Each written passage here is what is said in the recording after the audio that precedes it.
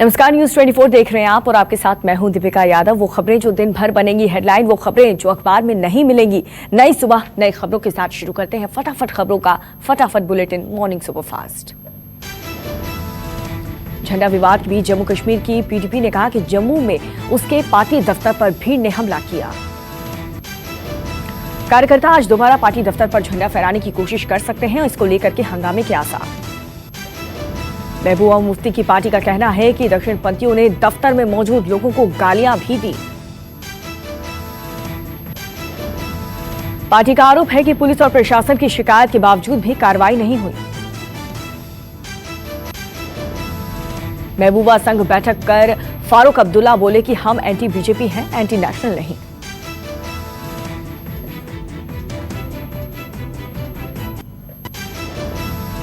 कानून मंत्री रविशंकर प्रसाद ने महबूबा के बयान पर दिया जवाब। कहा, अनुच्छेद 370 बहाल नहीं होगा। कानून मंत्री ने कहा कि पिछले साल 5 अगस्त को किए गए संवैधानिक बदलाव वापस नहीं किए जाएंगे। जम्मू कश्मीर गठबंधन का नेतृत्व करेंगे फारूक अब्दुल्ला। राज्य के पुराने झंडे का करेंगे इस्तेमाल। झंडे का इस्तेमाल क्षेत्रीय दलों के बनाए गए गठबंधन का होगा। पीपल्स कॉन्फ्रेंस से सजाद लोन होंगे प्रवक्ता। गठबंधन का नेतृत्व पूर्व मुख्यमंत्री फारूक अब्दुल्ला करेंगे और प्रतिद्वंदी महबूबा मुफ्ती उनकी डिप्टी होंगी। पीपल्स अलायंस जम्मू कश्मीर की पार्टियों का एक गठबंधन है जिसने पिछले साल घोषणा कर हस्ताक्षर किए थे। बिहार में जनता दल राष्ट्रवादी के प्रत्याशी श्री नारायण सिंह पर शिवहर में बेखौफ अपराधियों ने की हत्या। पुलिस ने इस मामले में 2 अपराधियों को पिस्तौल के साथ गिरफ्तार भी किया। जनसंपर्क के लिए निकले श्री नारायण सिंह पर बाइक सवार 2 बदमाशों ने अंधाधुंध फायरिंग कर दी। इस दौरान श्री नारायण सिंह और उनके 2 समर्थक समेत 3 गोली लगने से घायल भी हो गए। सभी घायलों को इलाज के लिए अस्पताल में भर्ती कराया गया है। रद्द हो सकता है शिवहर सीट से चुनाव। लद्दाख की सीमा पर चीन से तनातनी के बीच रक्षा मंत्री ने सिक्किम में भारतीय सेना के साथ दशहरा मनाएंगे। वो राजनाथ सिक्किम के नाथुला पास के पास शेरथांग में शस्त्र पूजा भी करेंगे। सिक्किम में जवानों से की मुलाकात। दार्जिलिंग के सुखना स्थित 33वीं कप्स मुख्यालय पर सेना के जवानों से मुलाकात की। राजनाथ सिंह ने युद्ध की तैयारियों की समीक्षा की। उन्होंने भारतीय जवानों को संबोधित भी किया। रक्षा मंत्री राजनाथ सिंह ने कहा कि भारत ने हमेशा अपने सभी पड़ोसियों के साथ अच्छा संबंध चाहा है। राजनाथ सिंह ने कहा कि जवानों ने सीमाओं पर अखंडता और सार्वभौमिकता की रक्षा के लिए समय समय पर कुर्बानी दी है। देश आज दशहरा का त्योहार मनाएगा। महाराष्ट्र में शिवाजी पार्क में होने वाली शिवसेना की रैली नहीं होगी। नागपुर में आयोजित होने वाले राष्ट्रीय स्वयंसेवक संघ का दशहरा आयोजन भी नहीं मनाया जाएगा। आरएसएस प्रमुख मोहन भागवत भी इस साल दशहरा रैली को 8:30 बजे सुबह ऑनलाइन संबोधित करेंगे। आरएसएस के प्रमुख कार्यक्रम में केवल 50 स्वयंसेवक हिस्सा लेंगे। संघ मुख्यालय में व्यास सभागृह में ही कार्यक्रम होगा। आरएसएस प्रमुख के संबोधन का आरएसएस की वेबसाइट, यूट्यूब, फेसबुक और ट्विटर पर ऑनलाइन प्रसारण होगा। दिल्ली में केवल 20 जगह ही होगा रावण दहन। दिल्ली के शास्त्र पार्क रामलीला ग्राउंड में रावण दहन किया जाएगा। राहुल गांधी का बीजेपी को जवाब। पंजाब राजस्थान की सरकारों ने बलात्कार के मामलों में न्याय में रुकावट डाली तो वहां भी लड़ूंगा। शिरोमणि गुरुद्वारा प्रबंधन कमेटी, टास्क फोर्स और गुरु ग्रंथ साहिब का कमेटी के बीच झड़प। श्री गुरु ग्रंथ साहिब के गायब हुए 328 स्वरूपों को लेकर के एसजीपीसी कर्मचारियों के खिलाफ एफआईआर की मांग पर झड़प। सिख संगठन 40 दिनों से 328 पावन स्वरूपों के मामले के आरोपी एसजीपीसी कर्मचारियों पर एफआईआर की मांग कर रहे हैं। सिख संगठन और एसजीपीसी टास्क फोर्स के बीच पहले धक्का मुक्की हुई और फिर मामला हिंसक झड़प तक जा पहुंचा। हवा में तलवारें लहराई गई और सिख संगठनों के सदस्यों ने एक दूसरे पर तेज धार हथियारों और लाठियों से हमला कर दिया। एनसीबी ने नामी अभिनेता की गर्लफ्रेंड के भाई की शिनाख्त पर एक और बड़े ड्रग पैडलर को गिरफ्तार किया है। गिरफ्तार शख्स का नाम साहिल मजहर अली है, जिसके पास से एनसीबी को 7 ग्राम चरस भी बरामद हुई। एनसीबी के मुताबिक पकड़ा गया आरोपी का कनेक्शन नामी अभिनेता की गर्लफ्रेंड के भाई से है, जिसे पुलिस ने एक दिन पहले गिरफ्तार किया था। एनसीबी ने आरोपी पेडलर को सोमवार तक की जुडिशियली कस्टडी में भेज दिया है। पूछताछ में पता चला है कि बांद्रा में साहिल के लिए चरस गांजा प्रोक्योर करता था और उसे मुहैया करवाता था। ये पेडलर्स दीपेश सावंत, सैमुअल मिरांडा, शोविक, रिया और सुशांत सिंह राजपूत को होने वाली ड्रग सप्लाई की चेन से भी जुड़े हैं। मुंबई और महाराष्ट्र में मंदिर खुलवाने को लेकर के विश्व हिंदू परिषद ने किया आंदोलन। अंधेरी में महेश्वरी मंदिर के भजन गाकर के जताया विरोध। वीएचपी ने मुंबा देवी मंदिर के सामने भी किया विरोध प्रदर्शन, मंदिर को फिर से खोलने की मांग की। मिर्जापुर वेब सीरीज के विरोध में उतरी सांसद अनुप्रिया पटेल, जिले को बदनाम करने का लगाया आरोप। अनुप्रिया पटेल ने अपने ट्वीट के जरिए पीएम मोदी और सीएम योगी से इस वेब सीरीज पर कार्रवाई करने की मांग की है। अनुप्रिया पटेल ने ट्वीट करके लिखा है कि मिर्जापुर का वेब सीरीज से हिंसक इलाका बता करके बदनाम किया जा रहा है।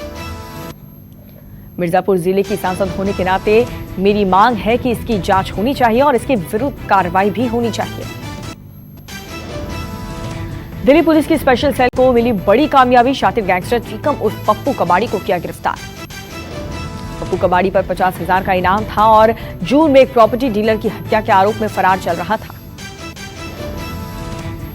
यूपी के कानपुर में पुलिस ने एक कार से बरामद किए 20 लाख रुपए कैश और 3 लोगों को किया गिरफ्तार। नोएडा में पुलिस ने अंतर्राज्यीय गिरोह का किया पर्दाफाश, 2 लोगों को किया गिरफ्तार। पुलिस को पकड़े गए लोगों के पास से 9 लैपटॉप, 1 बाइक, मोबाइल फोन और कैश भी बरामद हुआ।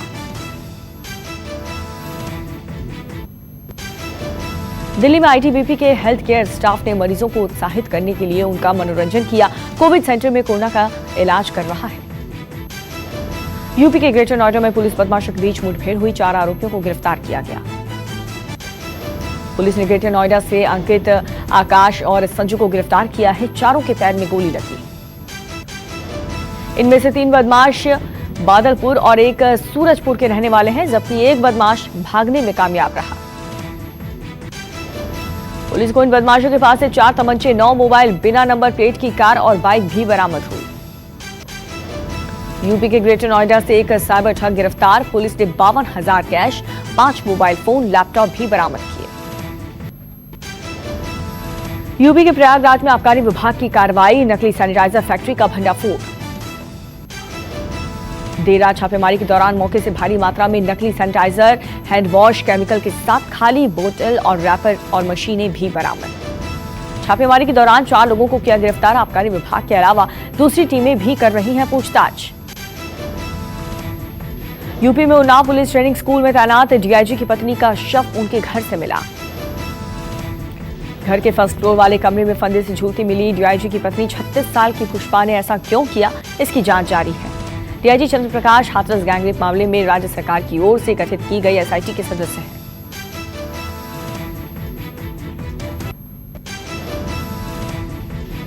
तमिलनाडु की केमिकल फैक्ट्री में लगी भीषण आग, हादसे में 8 लोगों की मौत। यूपी में कानपुर की एक दुकान में लगी भीषण आग, लाखों का सामान जलकर के खाक। किदवई नगर इलाके की घटना। नोएडा की मंगेल मार्केट में भीषण आग, दमकल की गाड़ियों ने मौके पर पहुंच करके आग पर पाया काबू। किसी के हताहत होने की खबर नहीं। नोएडा के थाना फेज 2 क्षेत्र रेड लाइट के पास झुग्गियों में लगी भीषण आग, सिलेंडर फटने से हुआ हादसा। एमपी के जबलपुर में साइकिल शोरूम में लगी आग, ट्रांसफार्मर के शॉर्ट सर्किट से हुआ हादसा। 50 लाख से ज्यादा के नुकसान का अनुमान। जबलपुर के बरेला में अनियंत्रित होकर के घर में घुसा ट्रक, हादसे में ट्रक चालक घायल। सड़क किनारे घर बुरी तरह क्षतिग्रस्त हो गए। देश में कोरोना के एक दिन में 53,370 नए केस, 650 लोगों की मौत, 78,14,000 के पार कोरोना मरीज। दिल्ली में पिछले 24 घंटे में 4,116 नए मामलों की पुष्टि, 36 मौत दर्ज की गई। मामलों की संख्या 3,52,000 से ज्यादा। महाराष्ट्र में कोरोना के 24 घंटे में 6,417 नए केस, 137 लोगों की मौत। कुल मरीजों की संख्या 16,38,961 हुई। मुंबई में कोरोना के एक दिन में 1,257 मामले, 50 लोगों की मौत। मरीजों की संख्या 2,19,000 के पार। यूपी में कोरोना से 24 घंटे में 2,227 लोग पॉजिटिव, 40 की मौत। एक्टिव केस घट करके 27,681 हुई। उत्तराखंड में पिछले 24 घंटे में 359 नए मामलों की पुष्टि, मामलों की संख्या 66,155 तक पहुंची। राजस्थान में एक दिन में 1852 नए कोविड-19 के मामले, 12 लोगों ने गंवाई अपनी जान। कुल मामलों की संख्या 1,84,522 हुई। पंजाब में एक दिन में 485 नए कोरोना के मामले सामने आए, 12 लोगों की मौत। कुल मामलों की संख्या अब 1,30,000 के पार। जम्मू कश्मीर में एक दिन में सामने आए कोरोना के 577 नए केस, कुल मामले 91,329 तक पहुंचे। कर्नाटक में पिछले 24 घंटे में 4,471 नए कोविड केस और 52 मौतें दर्ज की गई। कुल मामलों की संख्या 7,98,000 के पार।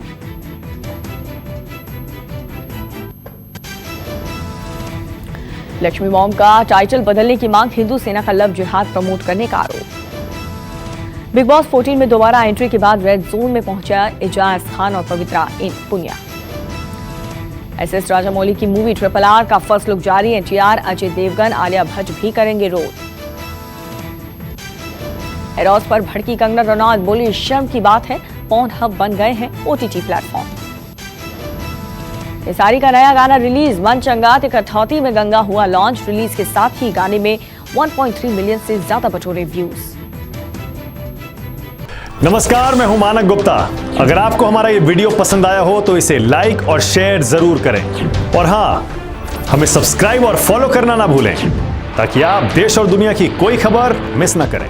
तो जुड़े रहिए हमारे साथ और देखते रहिए News 24।